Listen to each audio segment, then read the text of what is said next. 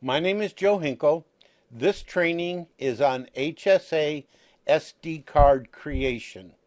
We begin where we left off on our last training video on schedule, where we created a playlist and we identified times for a Sunday-only schedule. Now we're going to move to creating the SD card image. The first thing you want to do is pick the drive where you want the image to be deposited. In this case, I picked removable disk J, which is empty at this time. Here's a couple of options about creating images. If you were to check this box, I had mentioned this in the scheduled video, that if you wanted to create an SD card image that would play 7 days a week, 24 hours a day, this is the box you'll check. You don't have to manually go in and change the schedule yourself. I'll do it automatically if you check this box. At the same time, if you check this box, I will go ahead and set the controller to the FM frequency for the FM transmitter that you've selected. We are not going to set an FM frequency today, and we're not going to do an automatic schedule for 7 days a week, 24 hours a day. Here is where you would pick the Hinkle controller that you're building the SD card image for. Today there's only one. That's because we only have one Hinkle controller in our show. If we had more, then there would be multiple. You would pick the controller that you're building the image for. Included with the sequence image, if you wanted to manually update the firmware on your controller, you could check this box.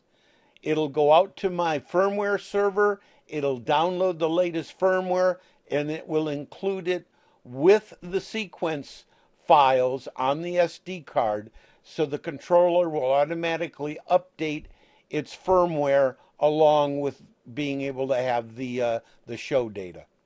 If the only thing you wanted to do was update firmware and you're not interested in building a SD card based standalone show, then all you do is check this box, and the only thing I'm going to put on the SD card is going to be the firmware. So we're not going to do anything with firmware today. We are going to build an image based on our sequences, our playlists, and our schedules that we identified earlier and that I've shown you in earlier videos. So we're going to hit begin. Now, because this application is built on browser technology, unfortunately, I can't provide you with a progress bar. So I kind of give you some information here that says, hey, this is going to take a little bit of time. Just sit back, be quiet, and let's wait. It's done.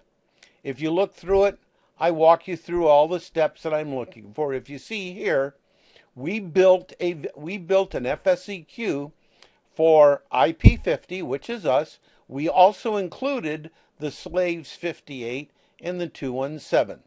Those are two foreign slaves that we had added to our controller back on the video on show controllers. Come all the way down and it says our SD card is built complete. If we look at the SD card, we can see that we have a Sunday schedule. We have a lighting file for the carol. We have audio. We have our playlist. And we have our other playlist. So the playlists and the schedule and the data is on the SD card.